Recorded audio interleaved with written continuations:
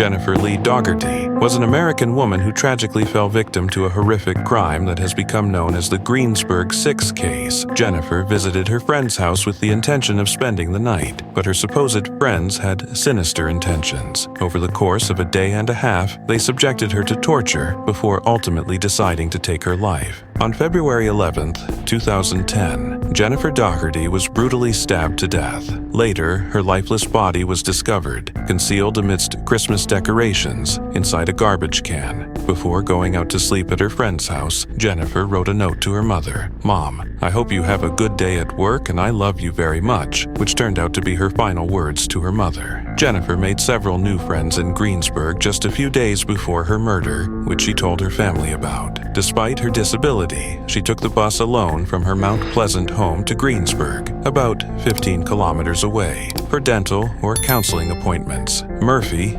Jennifer's stepfather, dropped her off at the bus station. It was the last time any of her family members saw her alive.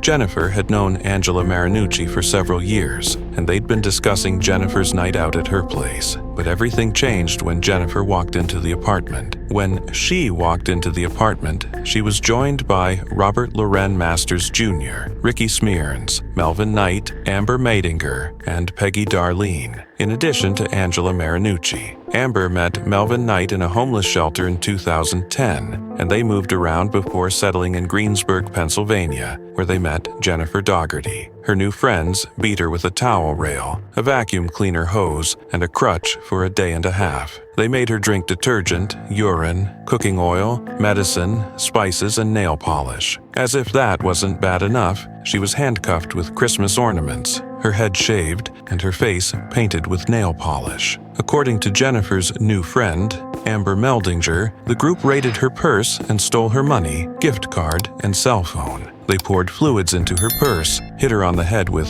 filled lemonade bottles, cut her hair, painted her face with nail polish, and poured fluid and spices on her head. Amber stated that she and her friend Angela alternated hitting Jennifer with a metal towel rack and crutches. She also stated that Knight stripped Jennifer naked, gagged her, and raped her. She also claimed that Melvin Knight led Jennifer to the living room, where Angela poured a water bottle on her head, and Knight and Ricky Smearns dumped oatmeal and spices on her. Jennifer begged Smearns to stop because her eyes were burning, and he told her she needed to take a shower because she smelled bad. Murder of Jennifer Daugherty. Jennifer was given sleeping pills and antibiotics, and she begged to be allowed to return home. But according to Knight, they decided to kill her, so she wouldn't talk about what had happened. Melvin Knight said on the police tape, "Ricky went and got a knife and told me to stab her. I hesitated a bit, and then I stabbed her in the chest 3 times. However, Jennifer didn't die at the moment." And Smearns said, "Dang,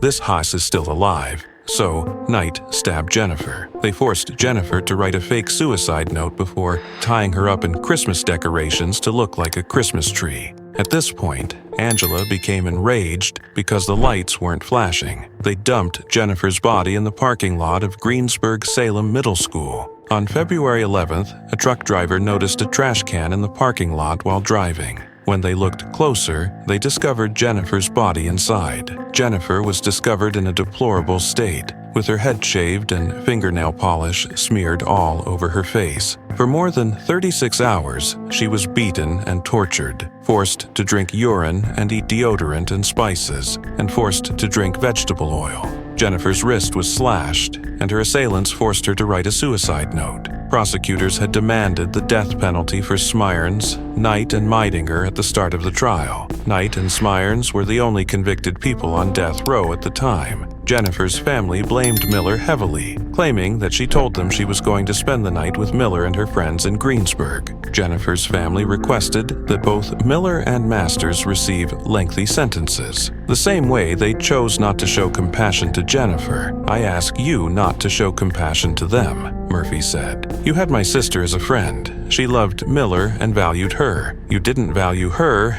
You probably value a hairbrush more than you value her. Jennifer's sister Joy Burkholder testified. In his testimony, Robert Masters stated that he assisted Jennifer Daugherty in retrieving the clothes Knight and Smearns had stripped and thrown at her on the first day of the beating. But before Jennifer could get her clothes and leave the house, he alerted the group, and they all returned to the apartment. and soon they decided to kill her. And how did they decide? By voting. Miller, who couldn't face Jennifer's family, read her apology. "I am sorry, and I am guilty. She was my friend, and I should not have voted for her to die." Miller, Masters, and Meidinger all pleaded guilty to the murder and described it in detail. They claimed that the group planned to murder Jennifer several days before the rest of the group did. Angel Marinucci overheard her boyfriend, Smirns, calling Jennifer and telling her she loved her and wanted to marry her. And during Smirns' testimony, he told jurors about the love triangle between Daugherty, Marinucci, and Smirns. Police did not accuse Miller and Masters of being involved in Jennifer's physical abuse or murder, but evidence presented during the trial suggested they were present at family meetings where the group agreed Jennifer should be murdered. What happened to Jennifer Daugherty?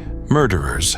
Angela Marinucci was found guilty of first-degree murder and was formally given a mandatory life sentence without the possibility of parole. Angela was 17 at the time of the crime and thus ineligible for the death penalty. Smirns was sentenced to death. He later appealed for his sentence. In February 2017, a judge upheld his death sentence and his execution was delayed in 2017. Amber Meidinger was sentenced to 40 to 80 years in prison after pleading guilty to third-degree murder, kidnapping, and conspiracy. She almost received the death penalty until she agreed to testify with others. Peggy Darlene Miller was sentenced to 35 to 74 years in prison. Robert Masters pleaded guilty to third-degree murder, conspiracy to commit murder, and conspiracy to commit kidnapping on December 19, 2013. He was sentenced to 30 to 70 years. Melvin Knight pled guilty to first- and second-degree murder, kidnapping,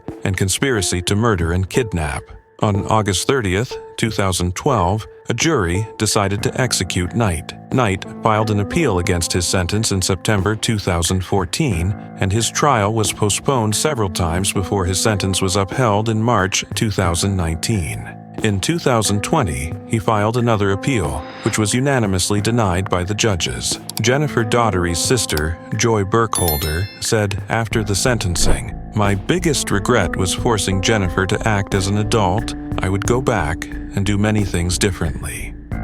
If you want many more scary and interesting stories that have ever happened, then subscribe to the channel to always be aware of the release of new stories. And don't forget to like the video and write your opinion about the video below.